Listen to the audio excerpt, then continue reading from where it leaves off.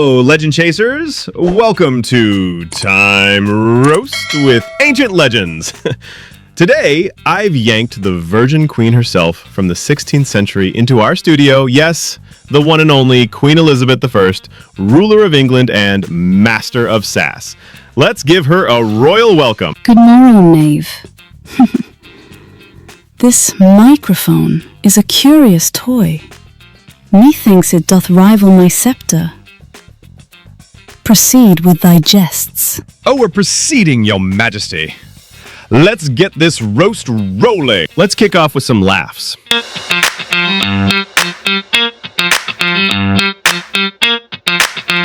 First question. Elizabeth, you stayed single and called yourself the Virgin Queen. Were you just too picky, or did the suitors run from your temper? Picky? I had the pick of Europe. They fled my wit, not my wrath, though my temper's a fine deterrent. Your Majesty, if you had social media in your era, what would your username be? At Virgin Queen Official, though I imagine I'd have to ban a few cheeky comments.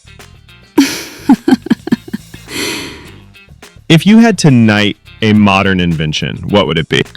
The kettle. It keeps the tea flowing and the diplomacy warm.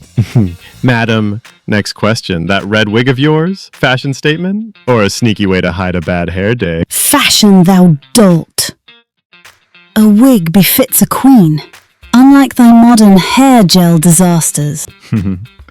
Did you ever prank your courtiers with a fake dragon to liven up those dull council meetings? Nay, but I should have.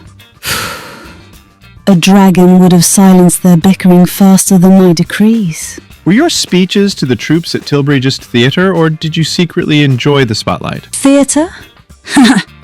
'Tis governance. Though I'll admit, the cheers were sweeter than my crown jewels. Speeches to the troops at Tilbury just theatre?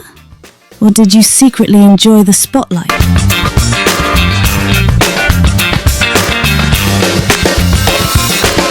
Now, let's analyze some history. First question. You beat the Spanish Armada with luck or brains? Spill the royal strategy. Brains, of course. Luck aided my ships, but my mind sank their fleet. Weather was just my ally. Which political challenge tested your patience the most? Balancing Parliament's demands with my own authority. They often mistook negotiation for weakness. Did you ever make a decision purely to send a message? Many times.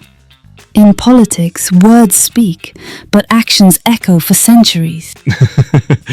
Keeping England Protestant. Smart move or just a way to annoy your cousin Mary? Smart. Religion steadied my realm. Mary's woes were her own making, not my mischief. Let's move to the next question. How did you manage a kingdom without a king? Secret handbook or pure stubbornness? Stubbornness. Aye. No handbook needed. I ruled with an iron will and the sharper tongue. Liz, last question of the segment. Was your golden age more about your rule or Shakespeare stealing the spotlight? My rule birthed the age. Will penned the plays. But I set the stage. Give credit where 'tis due. Liz! Let's start the third segment, which is called Critical Comedy.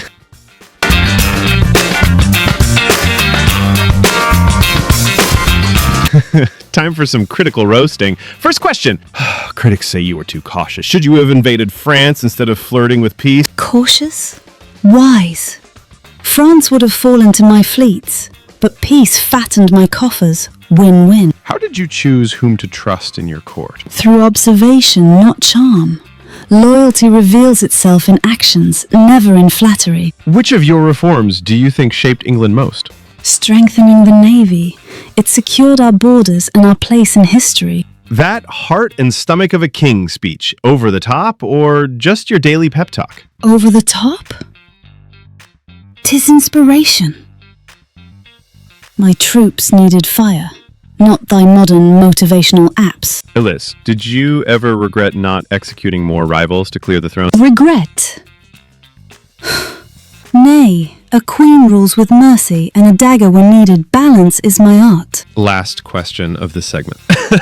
Were your portraits airbrushed, or did you really look that regal every day? Airbrushed?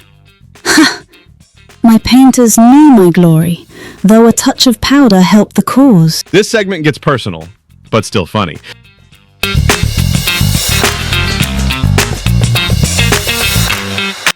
Delving into Eliz's life and quirks. Eliz, let's get cozy and personal, but keep the laughs coming. Eliz, what's the wildest party you threw at Hampton Court? Spill the Tudor tea. A masque with dancing lords and spiced wine. Thy modern raves pale beside it. If you ruled today, what modern skill would you master first? Public speaking on camera, a queen's presence must command across every screen. Would you ever join a modern political debate? Absolutely. Though I suspect my crown would be the ultimate mic drop. Did you ever sneak out of the palace for a secret fling with a commoner? Never. My heart stayed royal. Though I flirted with the idea for a laugh. Let's move to the next question. What's one modern gadget you'd nab for your court? That television. I'd watch my enemies squirm live. Better than my spies. What moment in your reign filled you with the most pride? Watching my people stand united after the Spanish Armada. That spirit was worth more than any treasure. If you could speak to your younger self, what would you say? Fear is a shadow. Step into the light and it disappears. Eliz, last question of this segment. Did you ever lose your temper and throw a crown at someone? Once. A fool deserved it. Missed, alas, but the threat sufficed. Okay, folks, we are going to start our last segment, which is called Inspirational Wrap-Up.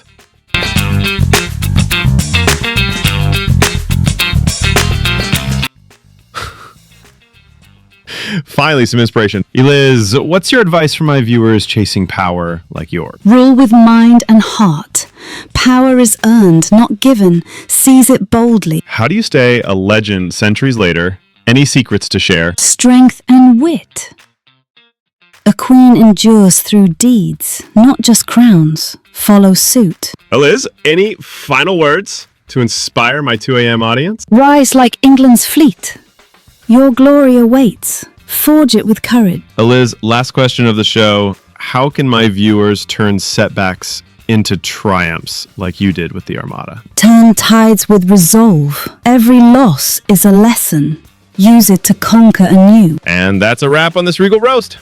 Queen Elizabeth I, thanks for gracing our studio. Hit that subscribe button, legend lovers, and catch the next Time Roast with Ancient Legends. Good night. Thank you, good sir, for this most splendid invitation. I've had more fun than a royal banquet, without the politics. Now, dear viewers, do be noble and click subscribe. And consider it a royal decree. Farewell until we meet again, preferably in a less drafty castle.